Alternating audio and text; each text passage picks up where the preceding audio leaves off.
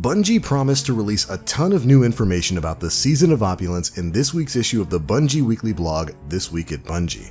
And boy, did they deliver! We're learning about the abilities of the incoming Pinnacle Weapons, the way the Menagerie weapon and reward system is going to work.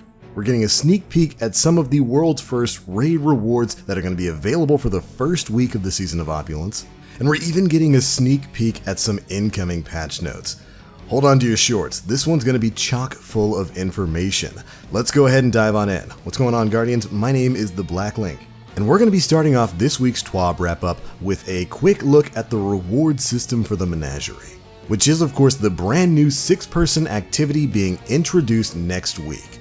Now, if you haven't been paying attention to the news in Destiny 2 this week, of course, Season of Opulence is dropping next Tuesday on June 4th, and earlier this week we got a fantastic trailer showing off the new game mode and some of the rewards that are going to be tied to it. Additionally, we also got a roadmap showing exactly when these things are going to be going live over the course of Season 7. If you want to get caught up on any of that, we have a video covering it right here on the channel. I have a link to that down in the description box below. It's definitely worth checking out. But moving on, in a section titled Choose Wisely, we get to learn exactly about how we're going to be getting our rewards from the Menagerie. Here's what they had to say. Callus would see you grow fat from strength. During the Season of Opulence, he will be granting players the Chalice of Opulence, which serves as players' gateway to treasure.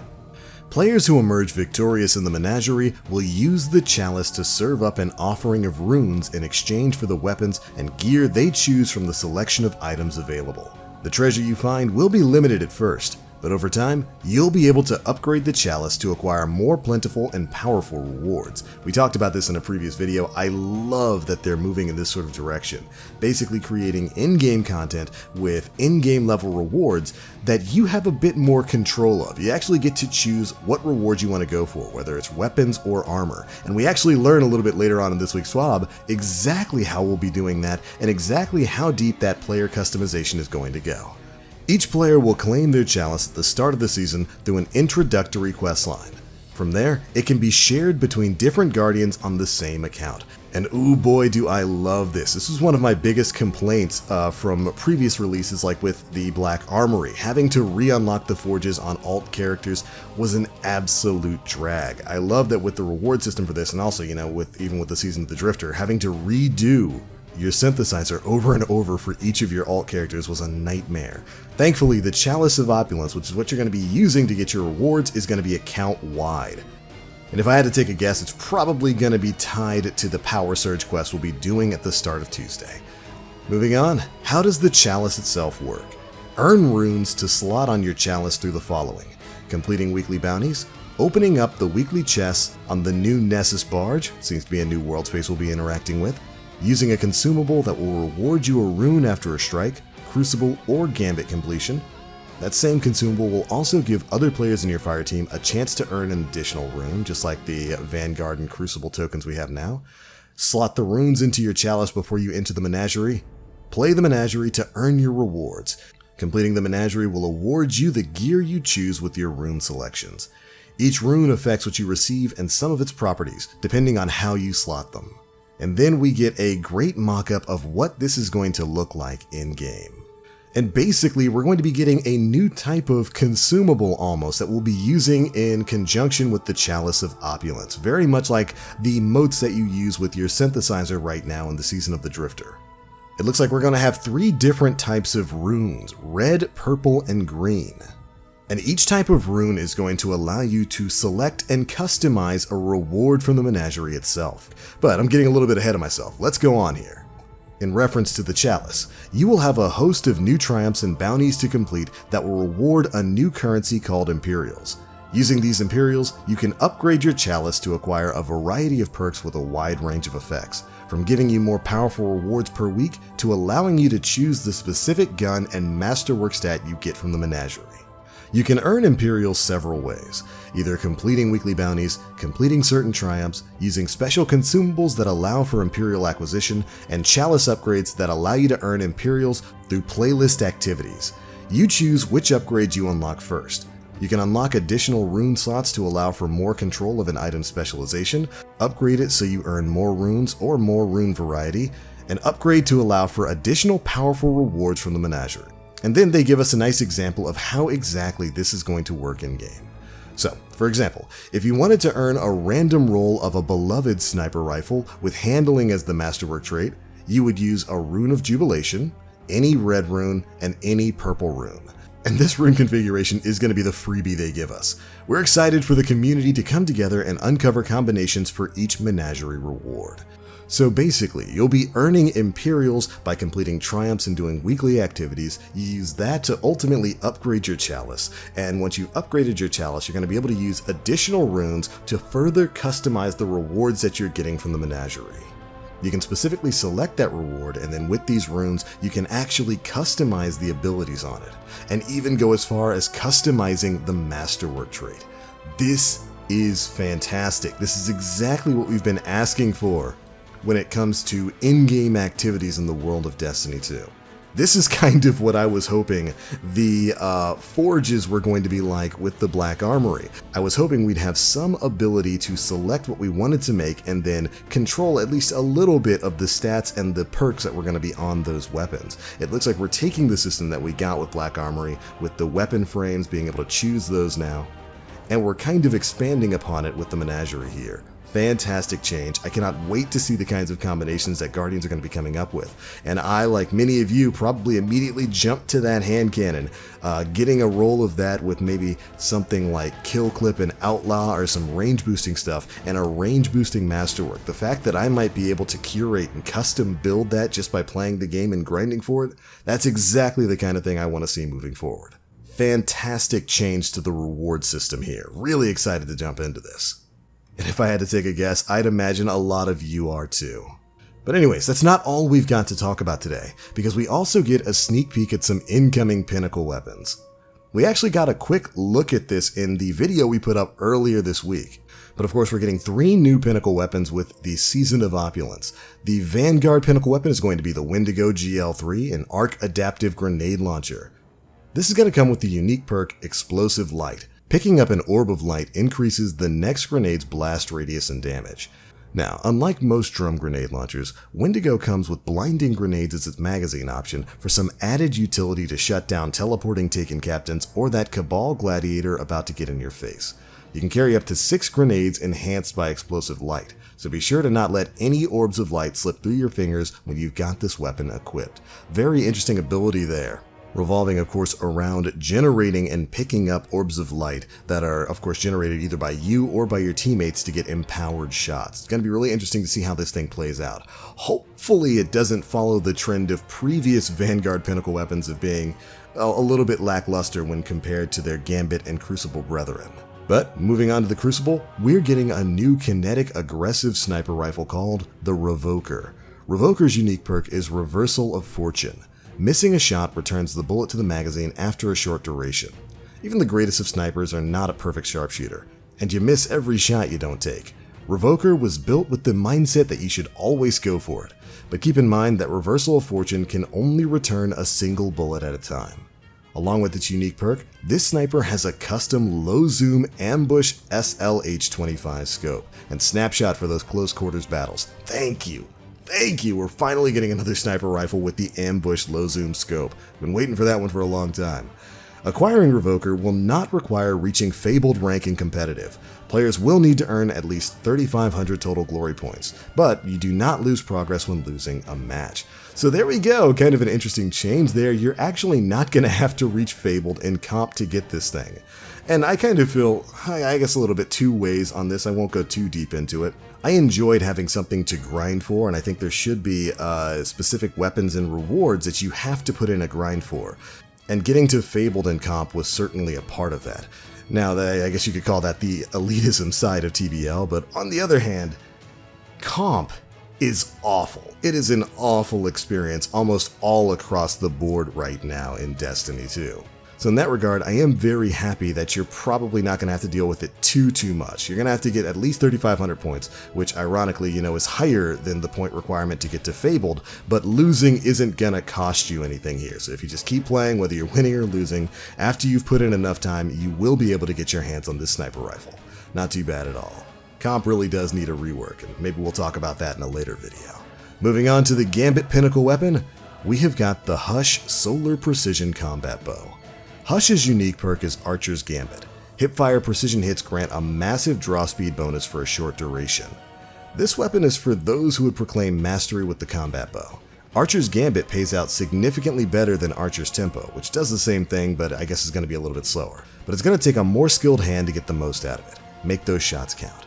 Now, if I'm understanding this, it's definitely a weird ability getting a hipfire precision hit, but it looks like once you do that, you might be able to just start rapid fire shooting max power shots with a bow, which could have some extreme utility in certain game modes out there. Bows already deal massive single point damage in PvE and PvP. So being able to get max draw shots out way faster than usual could have it could have an interesting effect on the meta. We'll see how fast it actually works once we get our hands on it next week. But alright, there we go. That's it for the 3 new Pinnacle weapons that we're going to be getting alongside this season of Opulence. But again, we're not done here. We've got some patch notes to go over as well, specifically some Sandbox Buffs that a lot of Guardians have been looking forward to. And contrary to a certain popular Destiny meme, fusion rifles aren't getting nerfed, they're getting buffed. First up, for non-exotic fusion rifles, so everything except the Jotun, the Merciless, and the Telesto, damage has been increased against PvE combatants. For high-impact fusions, it's been increased by 30%. For both precision and adaptive frame fusions, they've been increased by 44%. And finally, rapid-fire fusions have been increased by 47%. That's some major damage increases in PvE, and if you were to ask me, it's definitely about time these things got them. Fusion rifle popularity has definitely been picking up in the Crucible as of late, but in PvE they were still kind of treated like a second-class citizen in terms of weapon classes. Really happy to see these changes coming. Next up, we've got some changes coming to Sturm and Drawn. Storm and Stress max overcharge rounds have been increased to 99.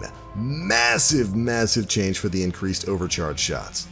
Sturm Overcharge buff text now displays the number of overcharge rounds, and the overcharge damage has been increased by 100% in PvE. The overcharge shots already dealt way more damage after the previous buff they got about a year ago. But now in PvE, that damage is getting doubled, and the fact that the overcharge maximum ammo is being increased to 99, yeah, you're probably actually going to see Sturm and Drawn make a resurgence once this update goes live, especially considering the Drawn is getting a brand new upgrade from the Menagerie itself. So I can't wait to see some of the combinations that are going to come out of this. I mean, we just got the Outbreak Perfected, which is a ludicrously powerful primary weapon, but Sturm getting that double damage now in PvE, plus 99 shots of double damage, ooh, I cannot wait to try this one out. But moving on to another really exciting change, swords are finally getting a buff. Ammo capacity increased to a max of 70. Yes!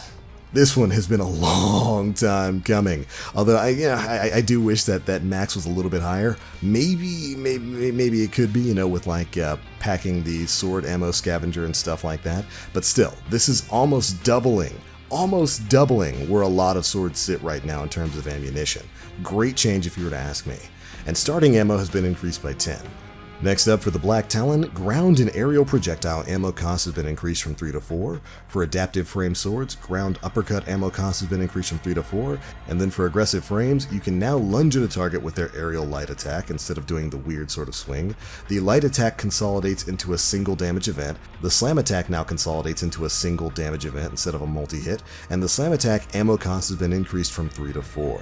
For the lightweight frame swords, they've had some damage tuning. Their ground light attack has been increased by 17%, while their aerial light attack has been decreased by 21%. Their ground dash attack has been increased by 87%, and their aerial dash attack has been increased by 78% as well. Massive damage increases except for the case of the aerial light attack there. Moving on.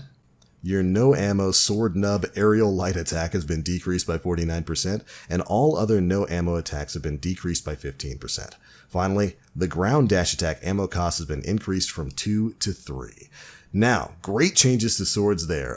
For the ammo increases for a lot of those other attacks, I'm assuming that's just to kind of go in line with the fact that swords almost doubled their ammo in this update. So the cost of all those heavy attacks going up by 1 doesn't really sting too badly with that change. Next up, we get a look at some of the rewards that players who attempt to go for the world's first title will be receiving next week. Of course, the team that actually gets world's first in the Crown of Sorrow raid is going to receive that awesome belt. But no worries if you don't happen to be on that particular team. If your raid group happens to beat the raid in the first 24 hours, you're going to get access to the Heavy is the Crown emblem. And if I just take a look at this here, yeah, this is definitely telling me, just the way this emblem looks, definitely telling me that the Crown of Sorrow is probably going to be a hive-based raid. Ooh, excited about that one. And then, if you still don't think your team can finish it in the first day, well, you can still get access to this awesome raid jacket if your team happens to beat it before June 11th. Which will be 1 week after the Crown of Sorrow raid, along with the Season of Opulence goes live. So plenty of rewards there for the teams looking to tackle the raid next week. Alright, now that all of that is said and done, the very last thing we have to talk about is a few more patch notes that we're going to be getting, as there are 1 or 2 absolutely fantastic quality of life changes that you'll be able to enjoy when next week's update goes live. We won't be going over all of these right now. I'll leave that for the patch notes videos next week, but I'll just cover a few of the biggest ones. Number 1, the luxurious toast emote that you get from the Leviathan raids now allows players to sit in it for as long as they desire. Yes, it's going to be a persistent emote just like the other chair emotes that were introduced in later updates. Next, players can now no longer win Crucible matches by getting kills after the timer has expired, and the biggest update in my opinion, they finally fixed an issue where the action for applying shaders, ornaments, holograms, or using consumables was getting cancelled and not applying on the first attempt. Yes, this has been a problem plaguing the game literally since it came out, and we're finally getting a fix for it next week. I don't know about you guys, I'm super happy about that one. But anyways, finally, there's one last large change we wanted to talk about. The Pursuits tab is going to be moving from your inventory over to the director screen when the Season of Opulence goes live. This will hopefully make it easier for you to plan out your gameplay session and your bounties and your objectives and the things that you actually want to go for while you're on the game, rather than having to go into your menu and go, swiping over and looking for it all the time. Additionally, they've also added some filters to give you a quests-only and bounties-only view so that you can separate limited-time pursuits from long-time pursuits. And finally, they've increased the pursuit's inventory size from 50 to 63 to give you a little bit more room to hoard some of those bounties. And alright, there we go, Guardians. That is it for the biggest bits of information dropped in this week's chunky issue of the Bungie Weekly blog, This Week at Bungie. Some real bangers in there. We got a great look at some incoming Pinnacle Weapons. The Menagerie is looking better by the day. I'm going to spend so much time in there, and I cannot wait to learn how the heroic mode is going to differ from the normal mode outside of, just not having matchmaking. Really excited to learn about the rewards that are going to be tied to all of that. But alright, Guardians, before we get on out of here, there was one last thing that we wanted to talk about. And that, of course, was a message we got from Bungie earlier in the week. Tune in for the reveal of the next chapter of Destiny 2. Thursday, June 6th at 10 a.m. Pacific Time. Next week, we're going to learn what's coming next. So make sure you're paying attention, keeping your eyes tuned to the channel where we will have the latest updates for all of the new information we'll be getting our hands on. But alright, Guardians, that is it for this one, and those are my thoughts on everything we learned today from this week's issue of the Bungie Weekly blog, This Week at Bungie. Be sure to leave me your thoughts down in the comment section below. How do you feel about the Menagerie? Are you psyched that you're going to be able to actually kind of work towards and build the weapons that you want to play with? What are some great combinations that you can think of? Be sure to let me know. If you enjoyed the video, feel free to drop a like, make sure you subscribe, and hit that notification bell to stay up to date with all the latest stuff we're putting out. But alright, Guardians, that's it for this one. Thank you all so much for watching. As always, I am the Black Link. You Guardians, stay frosty.